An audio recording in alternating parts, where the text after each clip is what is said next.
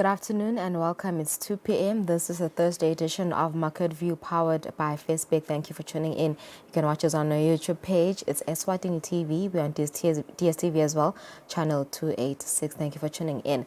Today in FESBC Market View, we take you back to the first interview of FESBC CEO Ben Similane early July this year, where I had a conversation with him on targets and goals he had set for FESBC during his time in office. The CEO said he has experience in the agriculture sector and that led him to having a passion working with farmers. Be that as it may, he took it upon himself to shift focus to a different sector and take up the role of being FESBC CEO. Stay tuned for this interview later on the program. In our final segment, analysts we will connect via Zoom for today's market analysis. And in our lead story today, Minister of Finance Neil Raukenbach says the central banks under COMESA must lead the charge by implementing regulatory guidelines and standards for cyber resilience. Let's head straight to it.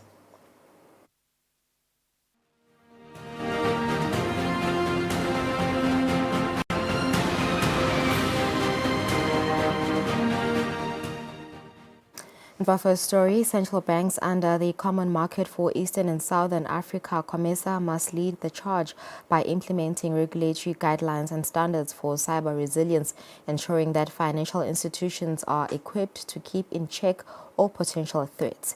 This was shared by the Minister for Finance, Honorable Neil Raukenbach, during the COMESA Symposium at the ceremony of the 44th meeting of the Bureau of the COMESA Committee of Governors of Central Banks at Eswatini.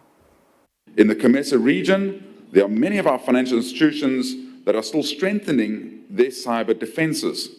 We must take proactive measures to safeguard our systems and protect our citizens' financial assets. It's necessary to enhance our cybersecurity frameworks. This involves not only adopting advanced technologies, but also fostering a culture of security awareness amongst our banking professionals and customers alike. Central banks must lead the charge by implementing regulatory guidelines, standards for cyber resilience, and ensuring our financial institutions are equipped to keep in check all potential threats. We need to collaborate with institutions within our own jurisdictions. Cybersecurity is a challenge that no single institution can tackle alone. In our various jurisdictions, institutions should continue sharing intelligence, resources, and best practices to create a robust network of defense that not only protects our central banks and our financial institutions, but especially our citizens. COMESA Secretary General echoed the minister's sentiments, adding that collaborative efforts between stakeholders within the government, companies, and traditional banks are essential for building a robust digital financial infrastructure. Our region faces significant challenges in financial accessibility and trade efficiency. Digital banking presents a transformative solution to these challenges. First and foremost, digital banking promotes financial inclusion. In many parts of COMESA, traditional banking services remain out of reach for millions. Digital banks, however, can operate with lower overhead costs, allowing them to offer services to the underserved population. For instance, by leveraging on mobile technology such as M-Pesa, digital banking is empowering small business owners, farmers, and entrepreneurs to access credit, savings accounts, and insurance products across the COMESA region. The governor of the Central Bank of Eswatini, Dr. Phil Mnisi, who is also the chairperson of the COMESA Committee of Governors of Central Banks, says banks should be vigilant for emerging risks. As we embrace digital innovations, we must remain vigilant about emerging risks, and these include, but not limited to, the following: technological vulnerabilities, regulatory compliance, consumer protection, potential income inequality, just to mention a few. One of the discussions during the symposium include digital banking and the impact of cybersecurity and other emerging risks to central banks in the COMESA region. For First Big Market View, Nelson Dlangamandla, Vuminkosi Nzinisa, Ezulwini. 15 businesses are being piloted by the Eswatini Revenue Service for the Eswatini National Commerce Electronic Certificate of Origin. Speaking during the official launch at the Eswatini Revenue Service at Ezulwini Commerce, Secretary General Chileshe Mpundu Kapwepwe said this tool is to ease trade for local businesses in the region, commending Eswatini for being among the first to launch the electronic certificate. Today marks a significant milestone in our journey towards a more integrated and prosperous COMESA by implementing the Digital Free Trade Area Initiative. Since its establishment in 2000, the COMESA Certificate of Origin has been the hallmark of FTA regime, facilitating identification of origin of traded goods in accordance with the customs procedures and their subsequent flow within the region. So far, the certificate has been manual, adding to operation inefficiency and other administrative burdens. The COMESA Electronic Certificate of Origin is the digital solution of the Certificate of Origin. It is indeed a testament to our commitment to leverage technology as we achieve higher economic growth and development. The Minister for Commerce, Industry and Trade, Honorable Manqoba Khumalo, says the certificate is crucial in enhancing trade in the COMESA region. The ECO is designated or designed to meet these demands by providing a digital platform that simplifies the certification process, minimize paperwork, and reduce the time needed for verification and approval. The introduction of the ECO not only emphasizes COMESA's commitment to regional integration and trade facilitation, but also aligns with global trends towards paperless trade systems. By adopting this technology, we are supporting our businesses to become more competitive in the international market, while also addressing issues of fraud and authenticity verification that can sometimes arise with the paper version of the documents. European Union Ambassador-designate Kirsten McClernbeck details some of the financial support that will be offered to countries under COMESA. In 2023, COMESA and the EU have signed 2 financing agreements which will provide further new grants to COMESA with a total value of 48.2 million, financed under the EU's Neighbourhood Development and International Cooperation Instrument for the period 2021 to 2027. First, this is the Trade Competitiveness and Market Access Program, which will focus on improving the overall trade competitiveness of COMESA member states while seeking opportunities that come along with global challenges such as climate change and making trade more sustainable. Secondly, the Trade and Services Program for 8 million, which will further contribute to enhancing the overall competitiveness of enterprises that provide services, including through digital platforms. I would encourage both COMESA and the government of Eswatini to coordinate closely to ensure that Eswatini will benefit from these regional programs. Your cooperation is crucial to have both regional programs efficiently implemented while delivering concrete results and tangible outcomes for Eswatini. The Eswatini Revenue Service says in total, 44 businesses have been registered for this certificate. For First Big Market View, Nelson Dlangamandla, Vuminkosi Nzinisa, Ezulwini. It's 9 minutes after 2, and that's it for our business news this afternoon. Thank you for tuning in. Let's take a break. We'll be back shortly.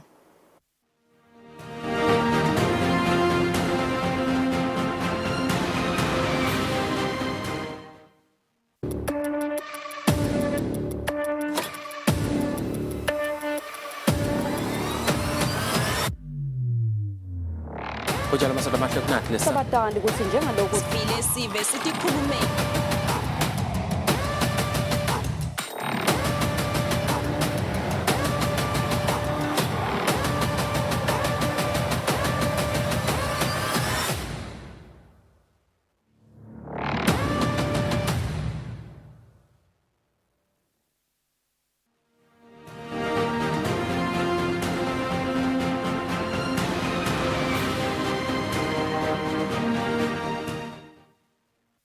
Welcome back. You're still watching Market View this afternoon. It is powered by FESBC. Speaking of FESBC, I'm now joined by their CEO, Ben Simelane, for a conversation about his targets and goals that he has set for FESBC. A very good afternoon, sir. Thank you for joining us this afternoon. I know that you have worked for various organizations in different industries, but if you could just tell us a bit about your background, tell us a bit about yourself. Good afternoon, Mtombeni. Thanks for having me today. My name is Ben Simelane. I've just joined FESBC. My initial qualification is in the agriculture sector, and so therefore my interest was in agro business. I first worked for another organization called ACAT, Africa Cooperative Action Trust. Basically, they were there to assist the small farmers in terms of savings, in terms of innovative ways of growing, mainly maize. Yeah. And I found it fascinating, and that's why I developed interest. That's way back 1984, 85. And then again, 1989, I then joined, at the time it was called Royal Swazi Sugar Corporation, RSOC, but now it's called RES, Royal Eswatini Sugar, as a graduate trainee after graduating in agriculture. And then I developed more interest in working with, again, farmers in a business environment this time as a cane supply manager, assisting the associations, running businesses out of growing cane and selling it to the mill. Most of them were successful in that aspect. Okay. Yeah. Yeah. So as you said, Mr. Simelane, that you have more experience in the agriculture sector and you've developed a passion with working with farmers. What motivated you to take on the role of being FESBC CEO? Again, Mtombeni, FESBC has a critical role in my view, which I found myself aligning to it. That is to hold hand with the small business and medium businesses in developing them, making sure that they get returns from whatever businesses they're trying to do. Yeah. That's what drove me, because I think it's possible. But there are challenges, and that's where we come in to hold hands with them and face those challenges so that they thrive, not only thrive, but they succeed in their businesses. Okay. Yeah. So speaking of challenges, every leader, upon taking a big role such as yours, has a vision. What is your vision for FESBC? It's true, Tombeni. I would like to see that there are about 5 pillars, which in my view, will assist us to move forward. Okay. First one being the capacitation of the businesses. There, what really we want to achieve is to make sure that they are well trained, they are supported in terms of how they raise finances, and also capacitation in terms of training. That's one aspect. The other one is a membership growth. We would like the businesses the numbers to grow, so that at the end of the day we all work together. Numbers do count when it comes to maybe making a joint efforts in mobilizing for resources, and also economies of scale, making sure that the costs are lowered. Yeah. So all those things are there. And also in the area of financing, which is a problem. So again, we want to assist them in mobilizing for funds for their businesses, developing their business plans so that it's the right it's done properly, so that they're able to get those funds to run their businesses. So now all those are the important aspects that I feel you should focus on. I should focus on. So you spoke of economic empowerment, networking as part of your strategy, to build FESBC. I think that was quite evident by the recent Lubombo conference that you hosted last month at Stegi. How was that event? Was it a success? Was it beneficial to local businesses, the SMEs? If I were to judge, I would say it was most beneficiary to the small businesses and medium businesses as well, because they got a chance to interact with big business and also with some government officials there. For example, one of the big businesses located in the Lubombo mentioned that to get services in certain areas, like supply of protective clothing, etc. They even get assistance from outside the country. When within the country, we do have people who produce those things and are willing and able to sell. But now it means the challenge is, how do they get exposed? How are they known? They are not known. They're in that little corner there. And therefore, that's where I feel we come in terms of also IT, AI, because if they are there, they can be seen, advertised in electronically. Then they'll be able to be seen and they'll get assisted. Another example which was made over there was in the respect of those organizations, companies that bid for tenders for government. Sometimes they feel left out. They are not part of the process.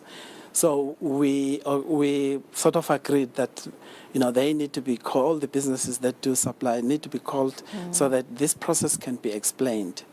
And also they need to be schooled, educated on how government does procuring. We have the ESPRA, which is a custodian of that area. So now we need to educate the small and medium businesses on the expectations of ESPRA so that they comply, and therefore they'll be able to get access to those things. We also heard about a painful example there from one of the women who are doing uniforms for schools. They were given an order to do that. They prepared the uniform. Big numbers. When they were supposed to supply, they were then told that the uniform doesn't comply with the school requirement. It has to have a badge in a certain way.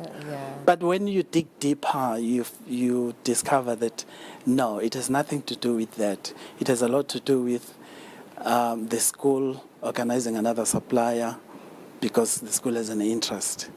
And therefore, this one is losing out. So all those. So the rules of the game need to be publicized, need to be known, so that we don't have any funny stories coming out of that. Before I let you go, Mr. CEO, let's talk about technology advancements. Technology has become our best friend. Almost everything we do involves technology. So as the new CEO, how do you plan on promoting technology advancements? It's one of the areas which we have already prioritized. And to that extent, we have appointed Dr. Lamini to head that aspect. Mtombeni, you will agree with me that in the next 2 to 3 years, it may not be possible to avoid technology. And if you still ignore technology, AI is taking over. If you still ignore that message, you are likely to be left behind in business. So we are going all out. He is heading that aspect, and we are engaging the businesses so that they are up to date with what is happening. And also there are so many. His Majesty has organized by demand from overseas, and there are standards that has to be met, and we also need to be up to date in that area, and all that, is relatively important. And AI is key in terms of understanding the direction that business in the world is, the direction it's taking. Yeah, all right. Thanks so much, Mr. CEO, for sharing your vision and your goals that you have set for FESBC as the new CEO. That was the CEO of FESBC, Mr. Ben Similane, sharing his experience, his background, and also his vision and goals he has set for FESBC and the business community. As Batulete Magete, Tabuya and Market Analysis.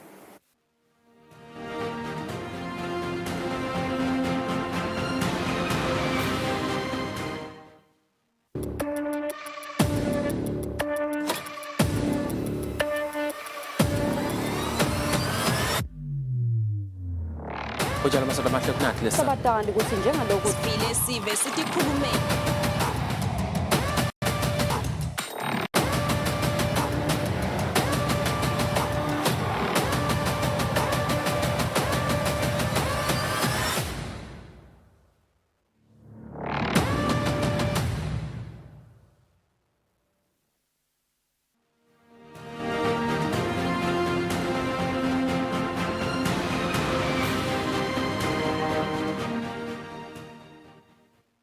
Welcome back. Thank you for tuning in. Thank you for staying with us. It's 22 minutes after 2. We want to take a look at today's financial markets with Sanele Sbiya, our in-house economist. Mrs. Sbiya, good afternoon. Thank you for tuning in to FESBC Market View. What's happening in the market, Mrs. Sbiya? Tomorrow it was the election. Yesterday it was the elections, and Mr. Trump won with 295 votes, and of course stocks surged to record highs. What's happening in the markets today? Thank you, Lou. Good afternoon to the viewer. So when we are looking in the markets, what we see basically coming out of the US, both in yesterday's closing data, and actually if you look into the futures market, it shows that the markets are actually endorsing Donald Trump, and that was kind of expected, given that during his first presidency, Trump was actually was a president for business, and he really did try to do well for American businesses, though not for overall business growth across the globe. So the stock markets had actually priced in that type of win, and that's what we are seeing happening here. But there are a bit of concerns around issues of inflation, with the deficit strategy. We don't know what Trump will do in terms of the deficit. But if you are looking at those inklings into his campaign talks and, the rhetoric around what he plans to do around economic policy, he is talking about major tax cuts, and that in essence will actually increase the deficit, not unless it's going to have other sources with which to finance. So that's why we're seeing the NASDAQ, the Dow Jones Industrial Average, and the S&P 500 at those record highs. We're seeing those record highs. Those are levels we had last seen in February for the NASDAQ. So we are seeing that it actually has surpassed that 19,000 mark. We had not seen those numbers ever since March. And then the Dow Jones Industrial Average is actually at around 43,000. That comes with the background of the Trump victory, the Trump rally. Also looking into into the dollar also strengthened, so that actually for improved market sentiment. And also if you look into the fact that companies like Nvidia and all these tech companies, the mega tech companies, are still positive signs of growth. And then when we move on to Europe, Lungelele, you will see that Europe has actually also on the green. But when you look into the numbers, more especially in London and in France, we are in the green though. When you look at the FTSE 100, you can see that it has actually short-sold, still below that 8,200 mark, which we're hoping was becoming that one-week equilibrium. But after the elections, we can see that shock. But we just recently saw the Bank of London cutting interest rates by 25 basis points. So we're hoping that markets are going to take that in. But as well, there's also those concerns around the deficit when it comes to London, because also the new Labour government has actually tabled a budget that's going to be largely deficit financed, and there are fears that those might be inflationary, and then in a sense it might slow down the rate at which the interest rates will be going down.